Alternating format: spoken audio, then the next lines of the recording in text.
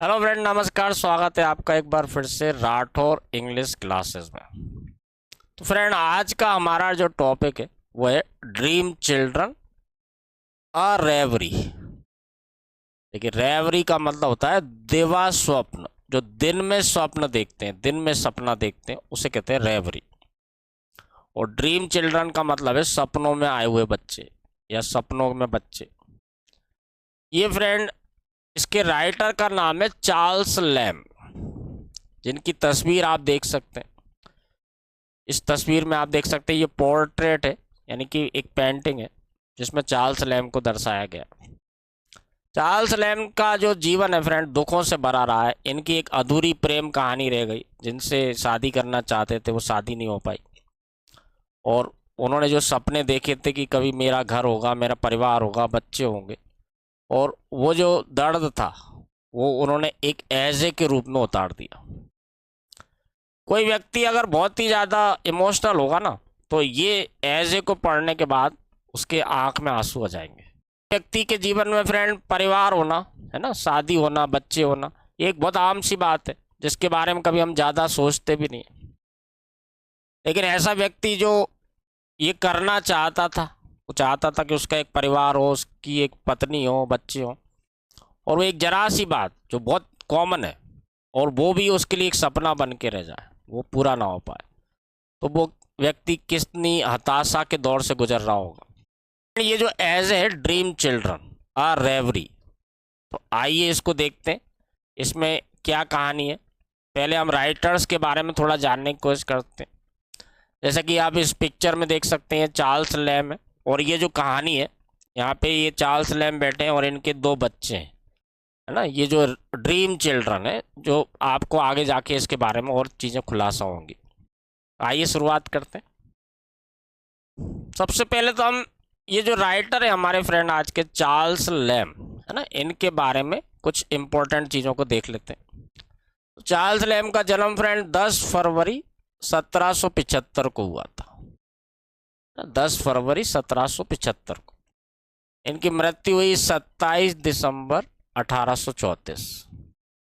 इसमें यहाँ पे केवल मैंने बहुत ही मेन मेन जो पॉइंट्स हैं उनको अलग करा है। बाकी तो फिर इनकी हम बायोग्राफी जो करेंगे उसमें सारी चीज़ें बहुत डिटेल में आ जाएंगी। तो 10 फरवरी 1775 को जन्म हुआ, और 27 दिसंबर 1834 को इनका निधन हुआ। इनकी माँ का नाम था फ्रेंड एलिजाबेथ फील्ड, ये इनकी मदर का नाम है। फादर का नाम है जॉन लैम, है ना। तो मेन मेन बातें क्योंकि पॉइंट्स में है, और ये जब दोबारा से हम बायोग्राफी में करेंगे, 2 बार 3 बार रिपीट होगी तो आपको याद हो जाएंगी। इनकी सिस्टर का नाम था फ्रेंड मैरी लैम, जो थोड़ी सी मानसिक बीमारी से परेशान थी। ये मैरी लैम फ्रेंड इनके साथ रही हमेशा, और एक घटना ऐसी हुई कि इनको क्योंकि मानसिक समस्या थी, मानसिक बीमारी थी, तो उस मानसिक बीमारी की वजह से जब इनको तो कुछ दौरे पड़ते थे और इनको कुछ समझ में नहीं आता था, और इस कारण से इन्होंने जो है अपनी माँ की हत्या कर दी। इन्हें कुछ समय जो है मेंटल असाइलम जो होते हैं, यानी अपन हिंदी में बोलें तो पागल खाने जो होते हैं मानसिक लोगों के लिए, वहाँ पर भी बिताना पड़ा।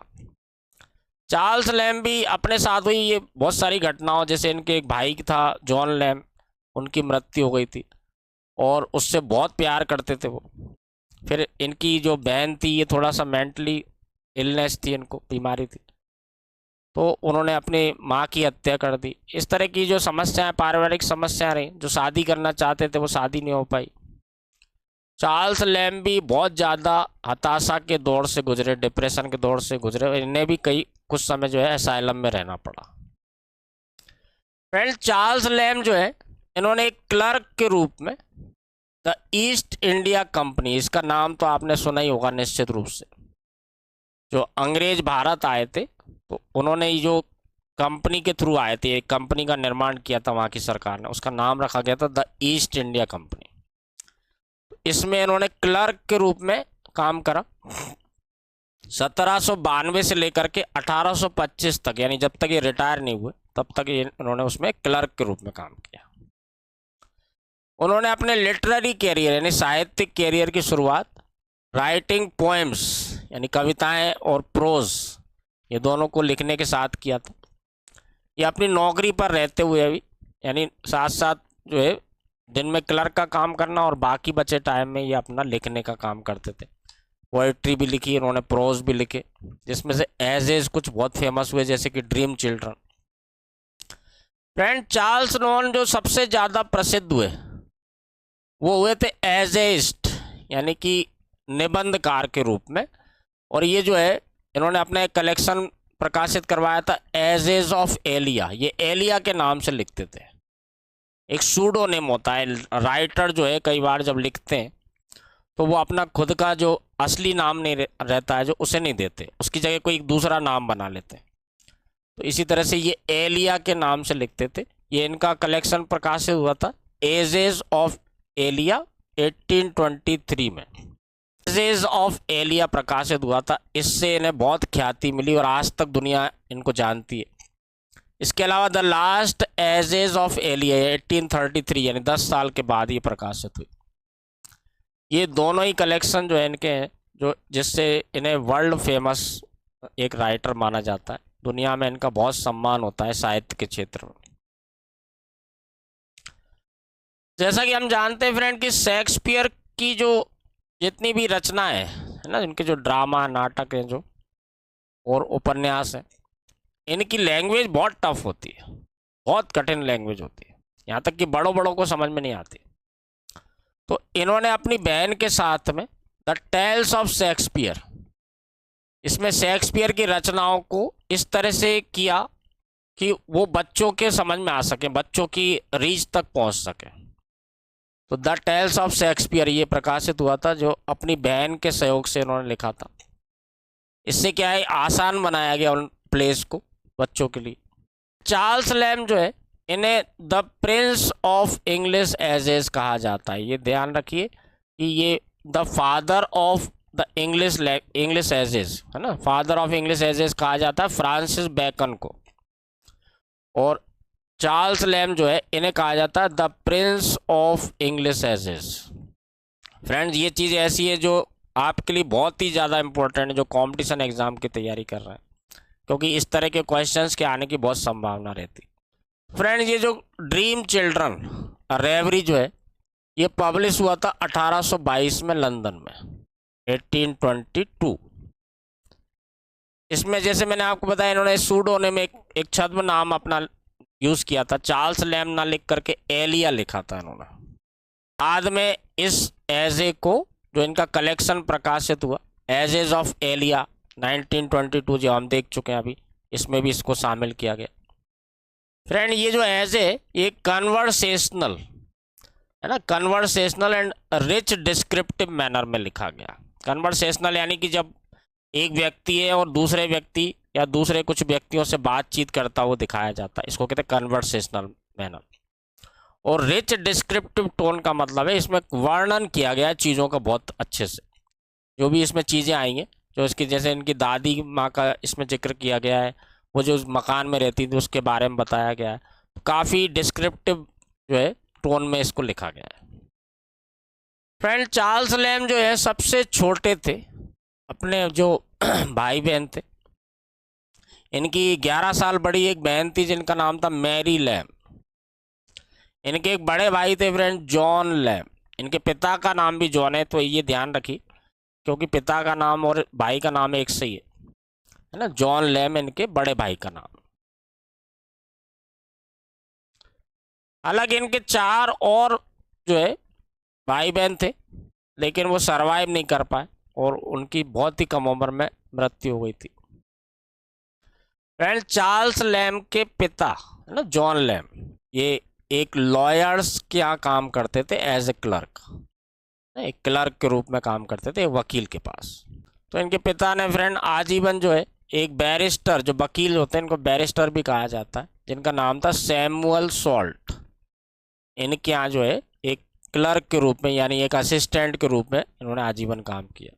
फ्रेंड, चार्ल्स लैम्ब का परिवार द इनर टेम्पल करके एक जगह है, जो लीगल डिस्ट्रिक्ट ऑफ लंदन है ना, लीगल डिस्ट्रिक्ट, जहाँ पे लीगल यानी कि कानून से संबंधित लोग जो रहते हैं, न्यायपालिका से संबंधित लोग, उनके लिए एक अलग ही क्षेत्र है, वहाँ पर ये रहते थे, द इनर टेम्पल, है ना। इन नामों को याद रखना आप, क्योंकि कोई भी नाम हमारे लिए इम्पोर्टेंट हो सकता है, क्वेश्चन कहीं से भी पूछा जा सकता है।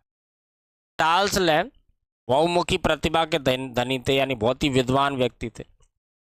इन्हें इंग्लिश एजेइस्ट यानी कि निबंधकार, पोइट यानी कवि, और सबसे ज़्यादा इन्हें जो जाना जाता है वो ये किताब जो अभी हमने जिक्र करा था, एजेस ऑफ एलिया, जो 1923 में प्रकाशित हुई थी। इससे इन्हें बहुत प्रसिद्धि मिली और पूरी दुनिया इनको जानने लगी। फ्रेंड, चार्ल्स लैम्ब बहुत ही मिलनसार, बहुत ही अच्छे स्वभाव के व्यक्ति थे। तो उस समय के जितने भी बड़े बड़े पोइट, राइटर्स, ये जो साहित्यकार थे, इनसे इनके काफ़ी अच्छे संबंध थे और इनका अक्सर मिलना जुलना होता था। जैसे कि सैमुअल टेलर कोलरिज, जिन्हें एस.टी. कोलरिज के नाम से जानते हैं, विलियम वर्ड्सवर्थ, विलियम हैजलिट, इनसे इनकी अक्सर मुलाकात होती थी और ये बैठते थे, साहित्य के बारे में चर्चा करते थे। Friends, EV. लुकास जो इनके प्रिंसिपल बायोग्राफर है, जिन्होंने इनकी बायोग्राफी लिखी थी, जब इन्होंने इनके जीवन के बारे में देखा, समझा, तो इन्होंने ये बात कही थी कि he is the most lovable figure in English literature. English साहित्य में वो सबसे ज़्यादा लवेबल फिगर है, यानी कि बहुत ही प्रिय व्यक्ति है, एक ऐसा व्यक्ति जिसे हर व्यक्ति पसंद करेगा, हर व्यक्ति जो है प्यार करना पसंद करेगा। ये फ्रेंड, अब हम हमारे मेन टॉपिक पे आते हैं, जो ड्रीम चिल्ड्रन और रेवरी, एक दिवा स्वप्न। इस एजे में जो मेन कैरेक्टर है, पहले उनको जान लेते हैं। तो एक तो कैरेक्टर ये स्वयं है, राइटर चार्ल्स लैम्ब, जिनका सूडोनेम एलिया। इसके अलावा दो बच्चे हैं जो ड्रीम चिल्ड्रन की जो बात की गई फ्रेंड, वो एक एलिस नाम की लड़की है जो लगभग 7 साल की है, और एक लड़का है जॉन नाम का जो लगभग 10 साल का है। इन्हीं को ड्रीम चिल्ड्रन कहा गया फ्रेंड। जैसा कि आप तस्वीरों में देख सकते हैं कि एक व्यक्ति बैठा हुआ है, उसके सामने दो बच्चे बैठे। तो एक लड़की है एलिस जो लगभग 7 साल की है, और दूसरा लड़का है जॉन जो लगभग 10 साल का है। इसके अलावा फ्रेंड, इसमें एक कैरेक्टर आता है फील्ड, है ना, जो मैरी फील्ड, जो इनकी दादी थी। जो किसकी दादी थी? चार्ल्स लैम्ब की दादी, यानी इन बच्चों की कौन हो जाएगी? वो परदादी, ग्रेट ग्रैंड मदर। इसके अलावा फ्रेंड, नेक्स्ट कैरेक्टर आता है जॉन एल के नाम से लिखा, और एल के बाद डैश डैश डैश। ये जो नाम यूज किया है फ्रेंड चार्ल्स लैम्ब ने, इनके बड़े भाई थे जॉन लैम्ब, उन्हें इन्होंने शॉर्ट में इस तरह से लिखा है जॉन एल करके। जो अपने बड़े भाई की मृत्यु हो जाती है और वो उनके साथ एक दुखद घटना घटती है, उनका पैर कट जाता है, लंगड़े हो जाते हैं, तो उसके बारे में वर्णन किया। तो जॉन एल जो है ये इनके बड़े भाई के बारे में बोला गया है। नेक्स्ट कैरेक्टर फ्रेंड जो आता है वो एलिस WN, इस तरह से लिखा W dash dash dash N। ये एलिस नाम की एक लड़की कह सकते हैं या महिला थी, जिससे चार्ल्स प्रेम करते थे और उससे शादी करना भी चाहते थे। ये जो इनका प्रेम प्रसंग कह सकते हैं, जो लगभग 7-8 साल चला, जिसमें उन्होंने प्रपोज करने की कोशिश की और कुछ ऐसी घटनाएं हुई कि ये अल्टीमेटली उनसे शादी नहीं कर पाए, यानी ये अलग अलग हो गए। तो ये इन्होंने इनका पूरा नाम नहीं लिखा, एलिस और फिर W और बीच में जगह छोड़ के N, इस तरह से इनको लिखा है ताकि इनकी पहचान को थोड़ा सा छुपाया जा सके। तो ये मेन कैरेक्टर को ध्यान रखें फ्रेंड। एलिस जो इनकी लड़की बताई गई है, वो इनकी गर्लफ्रेंड का नाम भी एलिस ही था, और जॉन जो पुत्र बताया गया वो इनका बड़ा भाई था जॉन लैम्ब, उसी के नाम पे इन्होंने नाम रखा जॉन। फील्ड इनकी दादी, जो इन ड्रीम चिल्ड्रन की परदादी है। ये फ्रेंड, अब हम इस एज ए ड्रीम चिल्ड्रन और रेवरी को पढ़ेंगे, और इस तरह से पढ़ेंगे कि एक एक शब्द और एक एक लाइन को मैं आपको डिस्क्राइब करने की कोशिश करूंगा, तो आपकी आपको हर लाइन, हर शब्द बहुत अच्छे से समझ में आए। शुरुआत करते हैं friend. Children love to listen to stories about their elders, है ना। शुरुआत कर रहे हैं वो और कहते हैं कि बच्चे जो है अपने बड़े बूढ़े जो रहते हैं उनकी कहानियां सुनना पसंद करते हैं। व्हेन दे वर चिल्ड्रन, जब वो बच्चे थे, जब वो बच्चे थे मतलब कौन, उनके जो एल्डर्स, उनके जो बड़े बूढ़े हैं, जब वो बच्चे थे तब से लेकर के उनके जीवन में क्या क्या हुआ, इन कहानियों को सुनना पसंद करते हैं। To stretch their imagination to the conception of a traditionary great uncle और grandam whom they never saw, अपने जो है कल्पना के फैलाव को बढ़ाने के लिए उन अपने परदादा और परदादी, ग्रैंड मी यानी grand mother, whom they never saw, जिनको उन्होंने कभी नहीं देखा था। बच्चों में अक्सर ये उत्सुकता होती है कि हमारे दादा और परदादा कैसे दिखते थे, कैसे रहते थे, कैसा स्वभाव था, ये जानने की इच्छा होती है। It was in his spirit that my little ones crept about me the other evening to hear about their great grandmother field, और यही वो भावना थी जिसकी वजह से जैसे ही मैंने कहानी सुनाना शुरू किया कि मेरे बच्चे जो थे, छोटे बच्चे, वो रेंग करके मेरे पास आ गए अपनी परदादी फील्ड की बारे में कहानी सुनने के लिए। Who lived in a great house, जो एक बहुत बड़े मकान में रहती थी, है ना, ग्रेट हाउस, वो एक बहुत बड़े मकान में रहती थी नॉरफॉक में। 100 times bigger than that in which they and पापा lived, जो कि 100 गुना बड़ा था जिसमें कि उनके पापा और वो बच्चे रहते थे। यहाँ पे जो है चार्ल्स लैम्ब कह रहे हैं कि जब मैंने कहानी सुनाना शुरू किया तो बच्चे जो दूर बैठे थे रेंग करके मेरे पास आ गए अपनी परदादी फील्ड के बारे में कहानी सुनने के लिए। तो आगे फ्रेंड राइटर कहता है कि जो उनकी दादी थी फील्ड, वो एक बहुत बड़े मकान में रहती थी, जो उनके मकान, जिस मकान में वो उनके बच्चे रह रहे थे उससे 100 गुना बड़ा था। नेक्स्ट देखें, which had been the scene, so at least it was generally believed in that part of the country of the tragic incidents which they had lately become familiar with from the ballad of the children in the wood।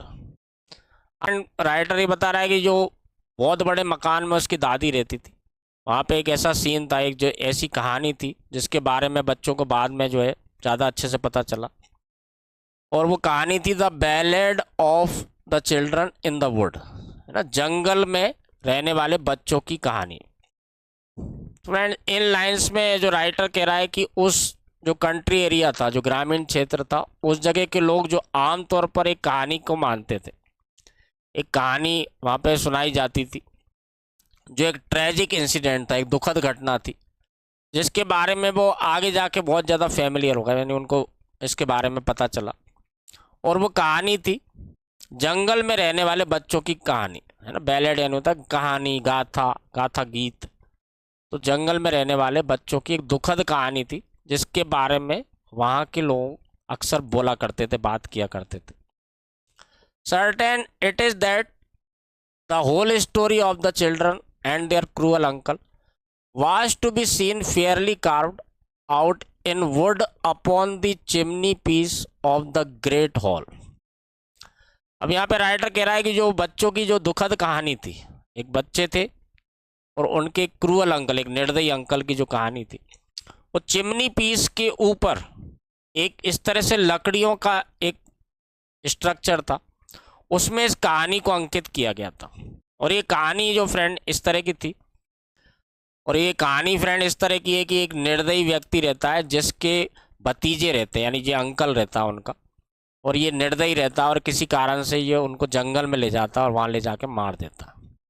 इस तरह की कहानी वहाँ पे उस ग्रामीण क्षेत्र में अक्सर कही जाती थी, बोली जाती थी। और इस कहानी को जो है वो चिमनी पीस, जहाँ चिमनी रहती, जहाँ आग जलाई जाती, उसके ऊपर लकड़ी का एक स्ट्रक्चर था जिस पे कि उसको कार्व किया था, अंकित किया गया था।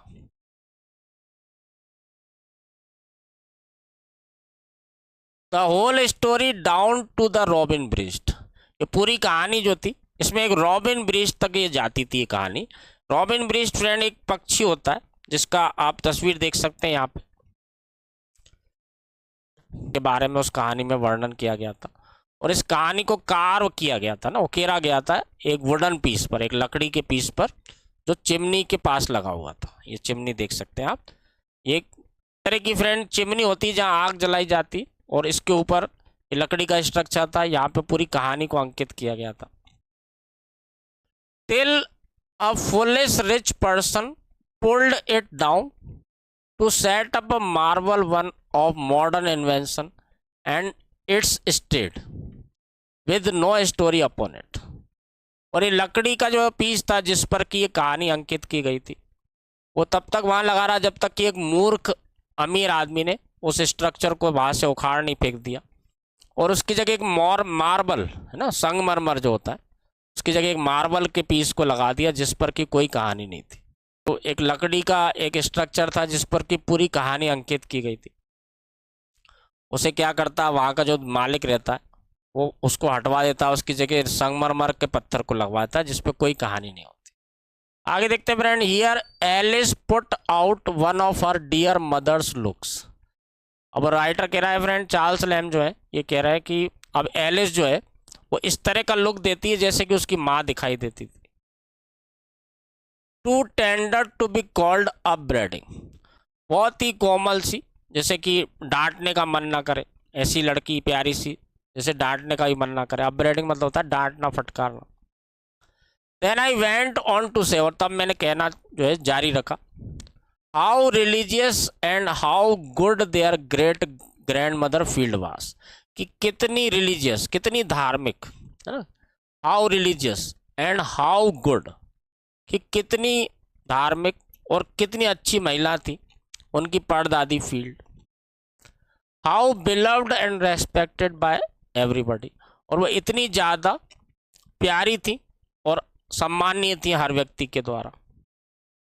आगे देखें फ्रेंड, दो she was not Indeed the mistress of this great house, है ना, यद्यपि वो इस बड़े से मकान की असली मालकिन नहीं थी, but had only the charge of it, लेकिन केवल उनके पास वो चार्ज था, यानी वहाँ के जो असली मालिक थे उन्होंने एक चार्ज दे दिया था वहाँ उनको रहने का और उसकी देखभाल करने का।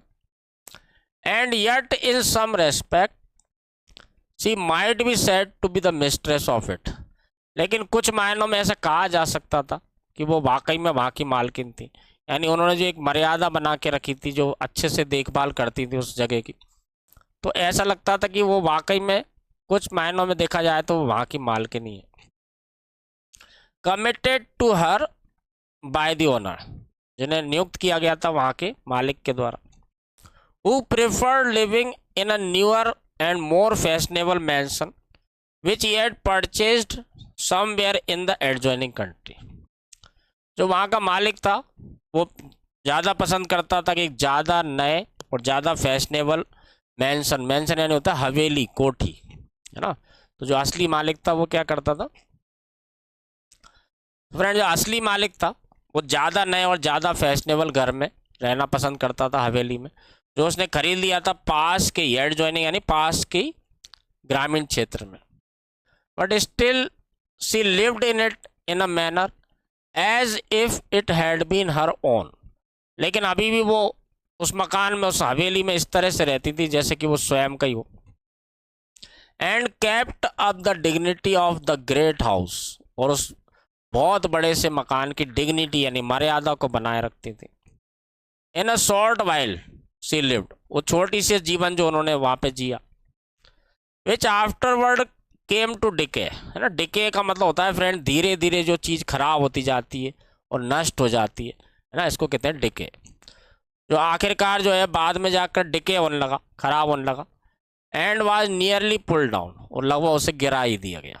जो मकान था, जो हवेली थी, वो बहुत बड़ा और पुराना था, तो जो थोड़ा सा जीवन दादी ने वहाँ गुजारा वो इस तरह से गुजारा जैसे कि वो वाकई में वहाँ की मालकिन हो और वहाँ की मर्यादा को बनाए रखा। इसके बाद धीरे धीरे वो मकान जो है, वो हवेली जो है उसका क्षय होने लगा और वो लगभग नीचे गिर गई, पूरी धराशायी हो गई। And all its old ornaments stripped and carried away to the owners other house वेदर देवर सेट अप, और जब धीरे धीरे वो हवेली जो है उसका डिके होने लगा, क्षय होने लगा यानी खराब होने लगी, तो वहाँ के जो जितने भी ऑर्नामेंट थे यानी सजावटी वस्तुएं थी उन्हें उखाड़ लिया गया और उससे ले जाया गया मालिक के जो दूसरा मकान था, जो मालिक ने एक नया मकान खरीद लिया था, वहाँ ले जाया गया और वहाँ पर उसको सेटअप कर दिया गया।